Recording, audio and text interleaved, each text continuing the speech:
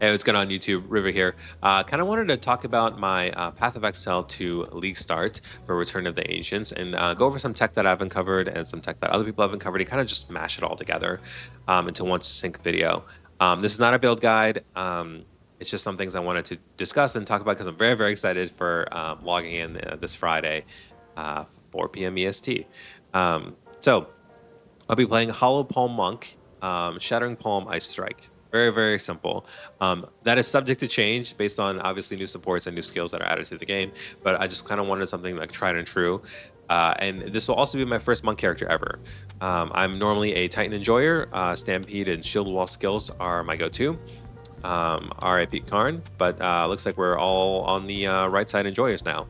I bring up Karn for one reason or two reasons. One is because I really missed the shield wall tech and the single target damage that it provided, and it's very sad.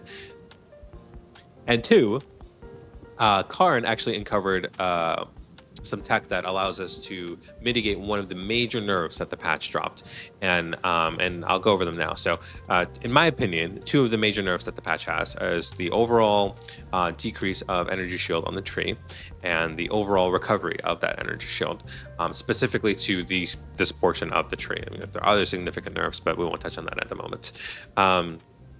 So Karn actually goes over how to solve that recovery issue, and what it boils down to. And I'd go check out his video because he has an in-depth video for this, and guide or whatever have you. His in-depth guide for this, and essentially what it boils down to is taking the martial artist ascendancy node that allows you to expend combo to reduce the cooldown of your energy shield delay, and so it's essentially, as you attack, you can reduce that delay to almost nil. And it looks like it can be like an indefinite loop as well because you're always attacking. So I highly recommend checking out that video. What I wanted to talk about is how to get more energy shield and how we can use that for us. And it kind of always boils down to this specific rune that everyone's going crazy over. And it's Alroth Legacy. So from my understanding is, and I double checked the patch notes, and I couldn't find anything that would specify otherwise. And so please correct me if I'm wrong, but you could have more than one of these. And if you can, we have some insane tech that I'm about to go over in just a moment. And if you can't, even just one of them is really good. And as we've all discussed, or I'm sure many of you have discussed or have seen already, Facebreaker, 1% more unarmed damage per 5 strength. Everyone's seen this. We know it's a crazy modifier. Keep in mind, though, that when we do extract this rune, it's going to be slightly weaker, or maybe significantly. We actually don't know the numbers. I would say anything over 10 strength, it becomes not worth it anymore. But if they keep it at 10 strength, I still think extracting this node is extremely strong. But I also wanted to see if you can extract more than one notable, how can we make this our strength essentially work for us? And so we'll be a strength stacking monk. And so what comes to mind is the Heroic Tragedy Timeless Jewel. This allows, turns one of your keystones, I can't remember the exact leader, so you have to look this up yourself, but one of the leaders turns all of the strength that you have, and instead of giving you maximum life, it gives you increased maximum energy shield. I believe it's 1% per X strength. But regardless, it gives you a way to increase energy shield. It's very realistic to get 7 to 1,000 energy shield in the end game. Definitely early game, you're looking at 300 to 400. End game, yeah, definitely 1,000. I would say that, especially with all the new items and all the new runes that we're getting, it should be very doable. And so we actually gain significant damage from scaling our strength, and then we gain significant amounts of ES from our strength. Another thing that I thought of was, are you able to extract keystones, or more specifically keystones like Iron Will and Iron Grip? We're not sure if you're allowed to do this, and what leads me to believe otherwise is because when you extract Iron Will, how do you make it weaker? Because I don't know if the game, and I give GGG plenty benefit of the doubt, but I don't know if they're able to extract the wording of it and also change it, the description of it as it's extracted. So for example, I don't know if they'd be able to change the values of 1% increased spell damage per 2 strength on the extracted version of Iron Will, while leaving the other Iron Will succinct and not untouched. So that leads me to believe one of a few things is that either A, you can extract keystones like this, and it will just be the whole keystone at face value. Two, you can't extract them at all. Or three, you can extract them, and somehow they found the way with the coding where they extracted it and they changed the values of them as well. So maybe it's like a extracted iron will that has different values or inherent buffs or whatever have you. And so our goal is to just stack as much strength as possible, and then um, extract a bunch of these modifiers that essentially all go together with strength stacking. So we got the face breakers, 1% more unarmed damage. We have Crown of Eyes, which increases in reductions to spell damage, also applied to attacks. And so we're not doing any spell damage. We're playing Ice Strike. Ice Strike Shattering Palm, but that's where the Iron Grasp comes in, and this allows us to gain 1% increased spell damage per 2 strength. So, for those of you following, the loop is strength gives us more damage. Iron Will turns all of that strength into spell damage. All of that spell damage gets turned into attacks. So we get now all of that increased spell damage gets turned into increased attack damage. And then on top of that, we have increased maximum energy shield for however much strength we have. So it's going to be extremely, extremely strong, I have a feeling. And not only that, ES and deflection have both been buffed this patch. So we're going to have insane amounts of deflection and evasion rating.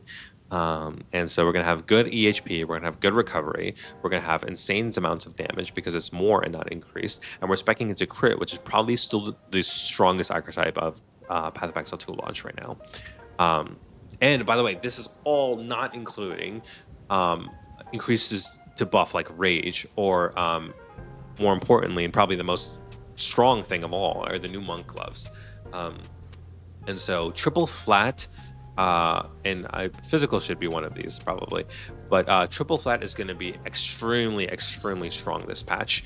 I can't think of any other prefixes that would basically triumph triple flat gained as extra.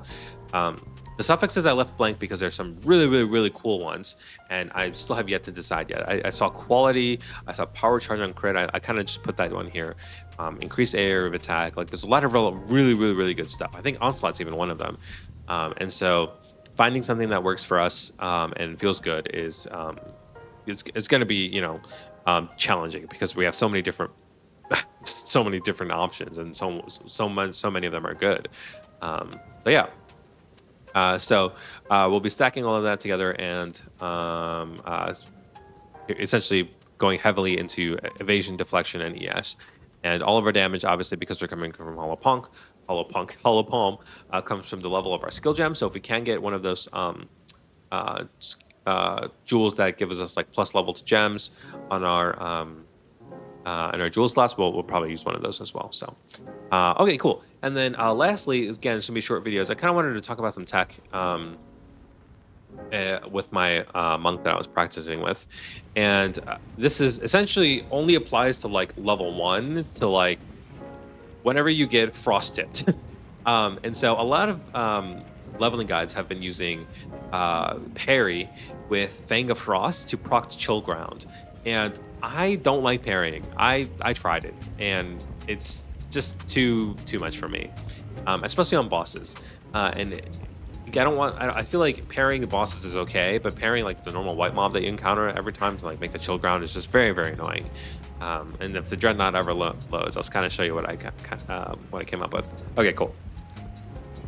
And so essentially, it's the tech revolves around Frost Bomb and Ice Nova, and it's you can do this from level 1. So what I did first was because I'm playing it on a monk, and if you haven't noticed already, I'm leveling with Twister.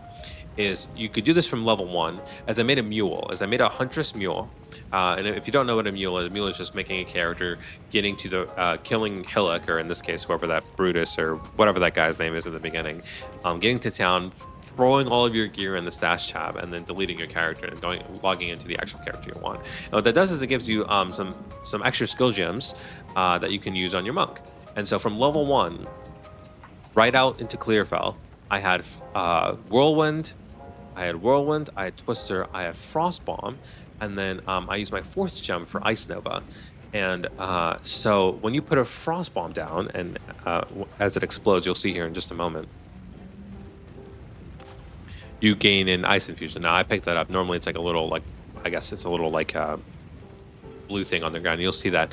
And whenever you use Frost Nova, there it is. Whenever you use Frost Nova, which I don't believe I have, I do. Or sorry, not Frost Nova, Ice Nova. Whenever you use Ice Nova, you generate. You can see it's like a circle here. You generate a chilled ground. So we'll Frost Bomb, and so this was the rotation. It was Frost Bomb, grab and then grab the shard, and then I'd walk into the boss arena, and then as soon as he was targetable, I would pop down Ice Nova, and then I do the Twister, or Whirlwind, whatever Twister, and then now my Whirlwinds are ice infused, um, and then I would obviously reapply Frost Bomb, and then I would just face tank him like this, and then Twister, and then that would be able to proc Ice Nova again, and then and so you get the idea. And so this allows you get the Frost Brown without the Chill Ground without the crazy parry tech and the Fang of Frost thing. I didn't really like that at all. If even one person takes this tech and I'm like, hey, it made your life easier, it did for me. Yeah, allowed me to freeze bosses, and it did crazy amounts of damage. This build is an incredibly button masher playstyle, which I'm not a fan of personally. But if it's your thing, hey, you can't argue with the results as well. So anyway, that's all I had for you guys. Thanks so much for watching this video. If you made it this far, drop a like, comment, subscribe, and hope to see you guys on the next one. Peace.